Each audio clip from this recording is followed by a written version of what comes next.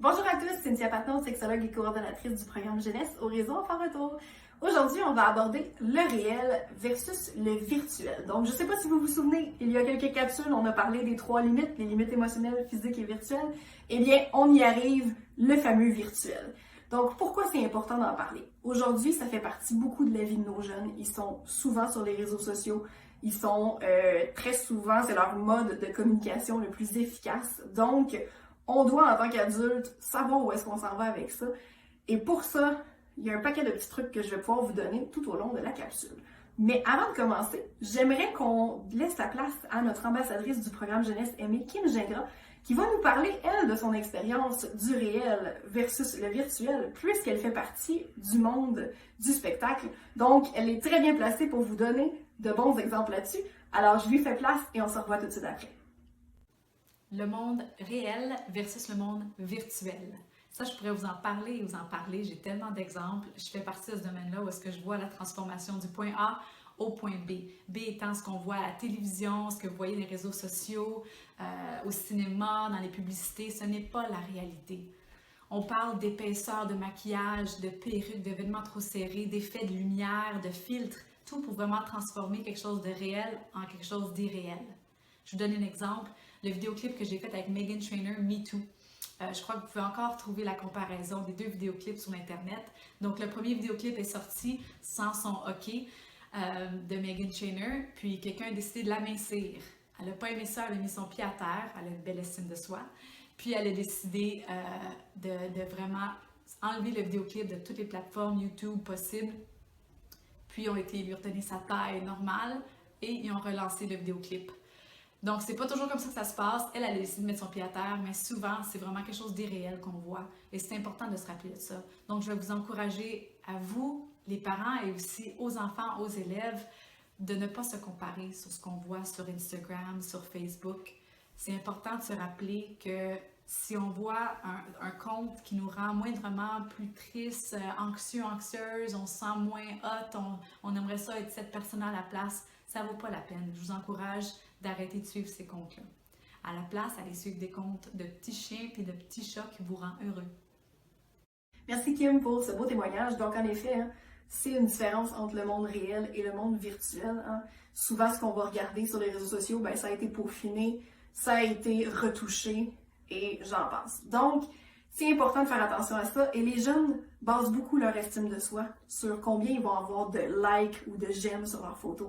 Et pour ça, ils veulent s'abonner au plus de monde possible et ils veulent avoir le plus de gens possible abonnés à eux. Sauf que quand ils font ça, ils s'ouvrent à une multitude de gens. Alors si le jeune a par exemple 500 abonnés ou followers, ces gens-là, est-ce qu'on les connaît tous? Est-ce qu'on sait vraiment c'est qui? Mais tous ces gens-là ont accès au contenu que nos enfants vont publier sur les réseaux sociaux. Donc, c'est important d'avoir cette discussion-là avec eux. Est-ce que tu connais tous ces gens-là? Et qu'est-ce qu'un ami réel et un ami virtuel? Il faut se rappeler que les plateformes de réseaux sociaux comme Instagram, Facebook, Snapchat et tout ça, à la base, avaient été créées pour des jeunes de plus de 13 ans. Parce qu'on considère que le niveau de maturité pour prendre une décision n'est pas nécessairement à son maximum avant ça. Mais vous savez qu'à 13 ans, on est encore jeune. Alors moi, je vous suggère en tant que parent d'avoir un œil sur ce que vos enfants font, de regarder qu'est-ce qu'ils publient. Même, demandez-leur de vous faire un cours 101 si vous n'êtes pas trop familier avec la plateforme qu'ils utilisent. Comme ça, ça va leur donner une bonne estime de soi aussi, de savoir que, ils peuvent vous enseigner des choses et qu'en plus, vous êtes ouvert à savoir ce qui se passe et qu'est-ce qu'ils font. Donc ça va solidifier votre lien de confiance. Et ce que ça va faire aussi, c'est que justement, s'il se passe des comportements inadéquats, si des gens entrent en contact avec eux de façon inadéquate, s'ils vivent de la cyber-intimidation ou s'ils reçoivent du matériel pornographique, vous allez être là. Ils vont pouvoir vous en parler, ils vont pouvoir être à l'aise d'ouvrir le sujet et la discussion. Donc ça serait la première chose que je pourrais vous suggérer, d'être à l'écoute de ce qui se passe là-dessus et d'être une oreille attentive et de les laisser vous faire un cours d'introduction sur qu'est-ce que c'est. Très important. Je vous suggérais aussi de regarder vos propres comportements sur les réseaux sociaux. Je l'ai mentionné dans une autre capsule, de demander la permission à vos enfants avant de publier une photo où est-ce qu'ils sont présents pour s'assurer qu'ils sont d'accord. Parce que ça aussi, ça se voit de plus en plus des gens qui publient des photos et des vidéos sans l'accord de la personne. Et ça peut mener à de graves conséquences. Et là, on va parler d'un sujet un petit peu plus plate pour les parents à entendre et les intervenants, l'envoi de photos à caractère intime, hein, ce qu'on appelle souvent le sexting. Donc, ce qui est important avec ça, c'est de se rappeler qu'au Québec, au Canada, c'est illégal d'envoyer des photos de mineurs. Ça s'appelle de la pornographie juvénile. Et pornographie juvénile, ce que ça veut dire, c'est tout matériel qui représente un jeune en bas de 18 ans, soit dans des positions sexy, soit dans des sous-vêtements ou complètement nus. Et malheureusement, ça devient une mode, beaucoup, à travers la génération présente, de s'envoyer ce type de photos-là. Mais il faut savoir qu'il y a 4 façons d'avoir accès à ce matériel-là qui peuvent éventuellement mener à une arrestation. Donc, on a la possession, donc le fait d'avoir la photo dans notre téléphone ou la vidéo, même si on ne l'a pas demandé.